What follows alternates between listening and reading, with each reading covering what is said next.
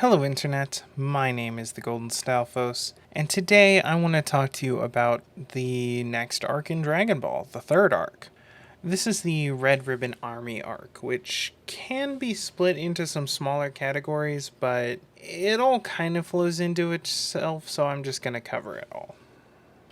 So basically, right after barely losing to Master Roshi in the tournament, Goku graduates from Hermit Turtle School and is sent out to explore the world and learn things, and immediately becomes a one-man army fighting a war. That's a hell of a learning experience, I guess. Basically, Goku decides that he's going to find the 4-star ball, which, was used up in the wish from before, and, he just wants to be able to have it because it's his grandpa's and all that. But at the same time, there's a huge evil army looking for the balls, and they want to kill Goku and keep the balls for themselves. This section again keeps to a very lighthearted and comedic tone. 99% of the Red Ribbon Army is just like comedic punching bags that are there for Goku to destroy without effort. In fact, this arc is so comedic that it takes a swift turn into Penguin Village, the setting for the Dr. Slump series, which, yeah, that's a thing that happened. Pacing wise, it's a little weird. If you haven't read or watched Dr. Slump, which most people outside of Japan haven't because it has no good translations, because, why would a very famous manga from a very famous mangaka get any love from scanlators or even official translators? That's crazy. But anyway, this section is just riddled with jokes and references and just general stuff from the Dr. Slump manga. And so if you don't know about any of that stuff, it can be very what the fuck is this random crap? Why are we spending so much screen time on these alien characters who don't interact with anyone else and aren't important at all? You might be confused as to why there's this weird magic cherub baby that has superpowers that solve all the problems and, make everything awesome, and why Aurelie is a thing. Going off of this episode and her later appearance in Dragon Ball, you might think Aurelie is the main character of the Dr. Slump manga, but I've been led to understand that that is not the case, and that she's just, one of the more prominent side characters, which makes her power set and general weirdness just all the more bizarre. I don't know. Penguin Village is kind of a weird section. It's definitely goofy and fun, but there's a lot of stuff that I just don't get because I just don't have access to the manga it's coming from. But nevertheless, some of the jokes were really great. I really liked the sequence with the prune juice man. That's brilliant.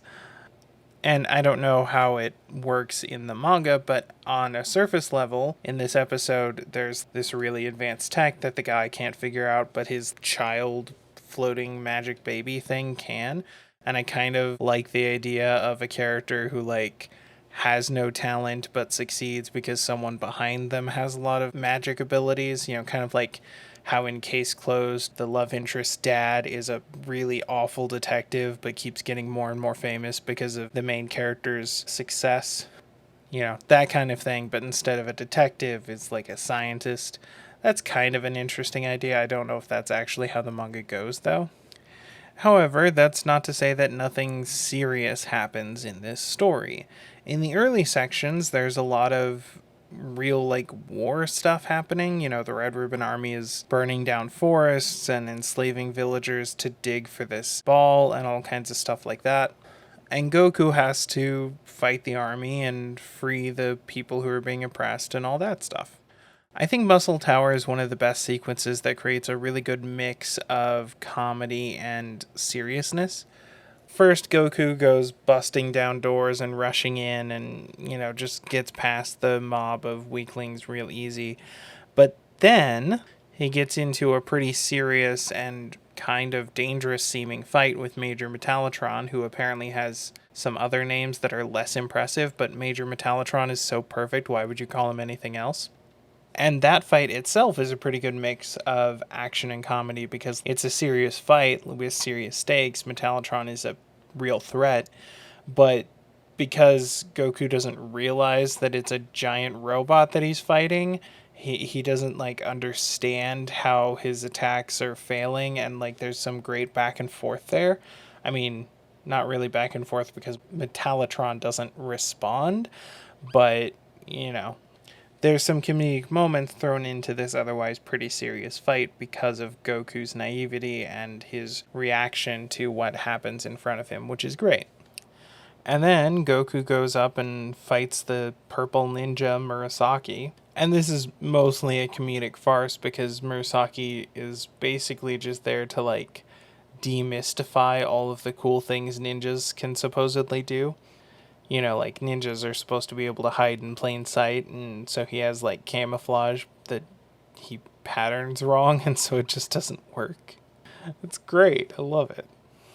This also creates tons of meme potential for Naruto versus Goku discussions, which, like, obviously, compared to anyone in Naruto, Murasaki would still be a joke, but it's just funny.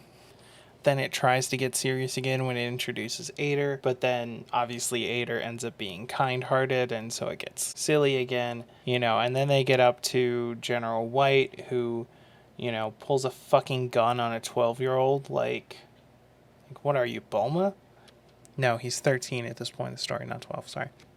Or do I have him mixed up? It doesn't matter. Point is, we already know guns don't hurt Goku.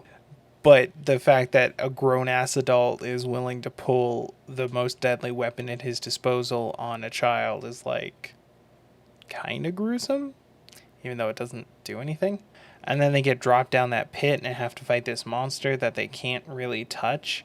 And, you know, they end up getting out of it in a clever way, but, like, up until that point, it's real scary. That pink monster just shrugs off a Kamehameha like it's nothing, which is crazy.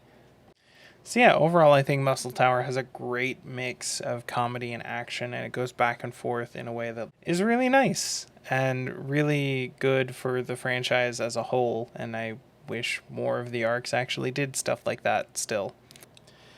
Then there's the almost entirely comedic section where Goku meets up with Bulma. There's this whole like thing about her and Yamcha being on a break and whatever. And then they go to Roshi's Island and they go underwater and shit. And like it's all basically comedy right up until the moment that General Blue starts fighting. Because this is the first time that anyone in the Red Ribbon Army has presented a real threat. And he's a genuine threat. Like, he beats Krillin, and Krillin is basically keeping up with Goku. Like, we know he's not as strong as Goku, but he's, like, relative. You know, the benchmark for them being able to enter the tournament was push this big-ass rock, and they both pushed the big-ass rock. So we know they're on a similar level. They both fought Master Roshi and both lost, and Goku had a more impressive showing, sure, but like, you know, I think his showing would have been a lot less impressive if Master Roshi didn't have to waste a bunch of energy blowing up the fucking moon in the middle of their fight, you know? And side note, I think this is why they end up going to Penguin Village, because when General Blue is introduced, there's no way for Goku to deal with him, really. Goku is able to overpower him in a straight-up fight, but, like, loses to his special ability. And so, like, they have to find a way to either get around his special ability, which Goku isn't really smart enough to do, or, you know, have someone else beat him. And that's why, I think that's why they bring him over to Aurele's village, so Aurele can beat him. Which feels kind of cheap, but whatever. Then they introduce one of the most underrated and vicious villains in the series, Mercenary Tao. Now, obviously Mercenary Tao, as far as power level, isn't like the greatest threat. I mean, he's, you know, left in the dust during this arc. But no one since Tao has made quite the same impression on entry. Like, Tao is a big piece of shit who kills people for money. He doesn't enjoy it necessarily. He just thinks of it as work. And he doesn't mind working. And he's also way more powerful than anyone we've seen up until this point. You know, in his first encounter with Goku, he easily outclasses Goku by leaps and bounds, you know? In fact, I think the question of whether or not Tao could square up against someone like Roshi is a very relevant question. I mean, keeping in mind that Roshi was basically equal to Goku after he blew up the moon, and then after Goku had been running around fighting people, getting a little bit stronger, Tao made Goku look like a complete joke. And also keeping in mind that the first time Master Roshi saw the Dodon beam, he claimed that his wave was completely inferior. So the question of that matchup actually becomes kind of interesting. However, we don't see that. Instead of that, we get to see him fight Goku. Then Goku trains, and then he fights Goku again, but the second time he loses, setting up a really important scheme for Dragon Ball going forward. We introduce a powerful character, our main characters train to beat them, then they beat them. In this case, the training is a very cryptic, mystical climbing challenge with a cat, and there's this weird, like, falseness about it, right? Like the cat makes you think that you get the power up from drinking the water, but really you just are allowed to drink the water once you reach a certain level of power. Like it doesn't give you a power up. Although keeping that in mind, the fact that it's not really a direct measurement of your abilities, but more just are you at the level where you can beat the cat? Yes, Goku is impressive for reaching that level in a shorter time than Roshi did, but Roshi reached that level centuries ago. So many people downplay Roshi because he almost lost to Goku in the first round, and then he doesn't really perform very well in future tournaments, mostly just because he let someone else do it for him. But, like, I think he really did have what it takes. He just, you know, got lazy. Anyway, after getting the power up and decimating what was left of the Red Ribbon Army, actually, decimating is the wrong word, disintegrating is more accurate. Goku makes a quick trip back to revive the one guy who was killed by Tao that we actually care about.